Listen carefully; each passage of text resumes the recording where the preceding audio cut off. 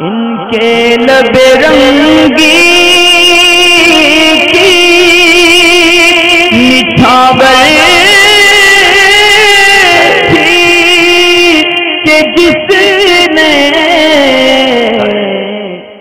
عاشق انصاری معلوم یہ کرنا چاہتے ہیں کہ انبیاء، نبی اور رسول میں کیا فرق ہے؟ کیا یہ جناتوں اور فرشتوں کے اندر بھی ہوتے ہیں نبی وغیرہ یا نہیں ہوتے؟ تو نبی اور رسول کا میں بنیادی فرق کچھ مختصر سا بیان کرتا ہوں. باقی جو لفظ انبیاء ہے وہ نبی ہی کے بہو وچن ہے، یعنی جو نبی کا فرق ہے وہی انبیاء اس کا جو ہے جمع کا صیغہ ہے.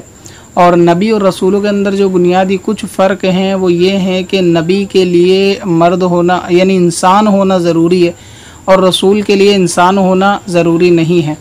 اسی طرح جو نبی ہوتا ہے نبی کے لیے انسانوں میں مرد ہونا ضروری ہے، جبکہ رسول کے لیے مرد ہونا بھی ضروری نہیں، انسان ہونا بھی ضروری نہیں، بلکہ فرشتوں میں بھی رسول ہوتے ہیں. یعنی فرشتوں میں رسول تو ہوتے ہیں لیکن نبی نہیں ہوتے. اسی طرح نبی جو ہوتے ہیں وہ اللہ تعالیٰ کے احکام کو ان کے بندوں تک یعنی اللہ تعالیٰ کے بندوں تک پہنچانے کے لیے آتے ہیں. جو اللہ تعالیٰ ان پہ وحی کے ذریعے احکام نازل کرتا ہے وہ نبی بندوں تک پہنچاتے ہیں. اور رسول یہ ہوتے ہیں کہ وہ بھی مطلب احکام تو پہنچاتے ہیں مگر ان کو نئی شریعت یا پھر نئی کتاب دی جاتی ہے. یعنی نبی اور رسول میں ایک بنیادی فرق یہ ہے کہ نبی کے پاس نئی شریعت اور نئی کتاب نہیں ہوتی، جبکہ رسول کے پاس نئی شریعت اور نئی کتاب ہوتی ہے. یا تو نئی شریعت ہوگی یا پھر نئی کتاب ہوگی تو وہ رسول کہلاتے ہیں. نبی اور رسول کے اندر ایک بنیادی فرق یہ ہے کہ جو رسول ہوتے ہیں وہ نبی کے مقابلے تھوڑے افضل ہوتے ہیں، اعلیٰ درجے کے ہوتے ہیں یعنی نبی کے مقابلے. اور سارے نبی وہ رسول نہیں ہوتے کیونکہ ان پہ سب پر کتاب نازل نہیں ہوئی. اور سارے رسول جو ہوتے ہیں وہ نبی ضرور ہوتے ہیں، یعنی جتنے بھی رسول ہیں وہ نبی ہیں.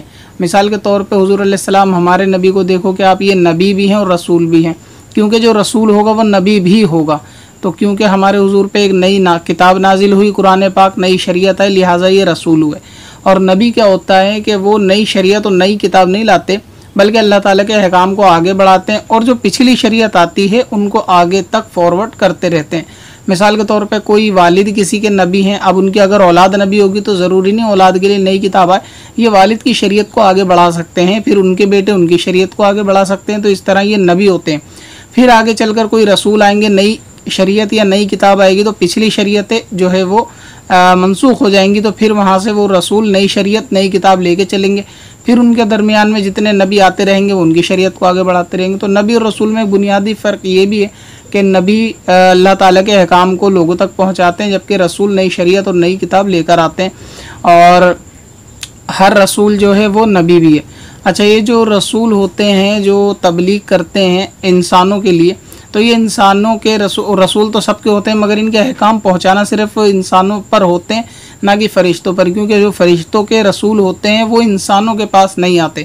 جو فرشتوں میں رسول ہے ان کا جو کام اللہ تعالیٰ کے پیغام پہنچانا ہوتا ہے ان کے مخصوص بندوں پر، انبیاء پر، لیکن یہ عوام کے لیے نہیں ہوتے. عوام یعنی انسانوں کے لیے جو تبلیغ کا کام کرتے ہیں وہ نبی اور رسول ہی کرتے ہیں. تو یہ کچھ بنیادی فرق ہے نبی اور رسول کے لیے کہ نبی کا مرد ہونا ضروری ہے، رسول کا مرد ہونا ضروری نہیں. نبی کا انسان ہونا ضروری ہے، رسول کا انسان ہونا ضروری نہیں.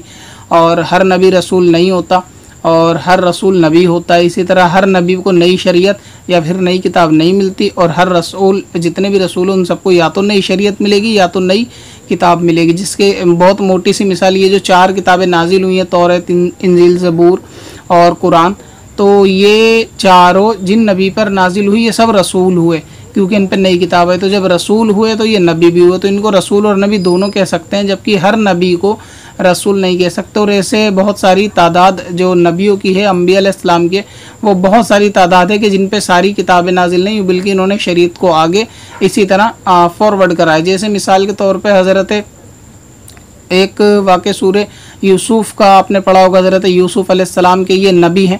اسی طریقے سے ان کے والد ہیں وہ نبی ہیں. تو انہوں نے کیا، جیسے بیٹا والد کی شریعت کو آگے بڑھائے گا، جبکہ رسول میں کیا ہوگا کہ وہ نئی شریعت یا نئی کتاب لے گائے گا. کچھ پتھر میں حسن لالے پرنوار بنایا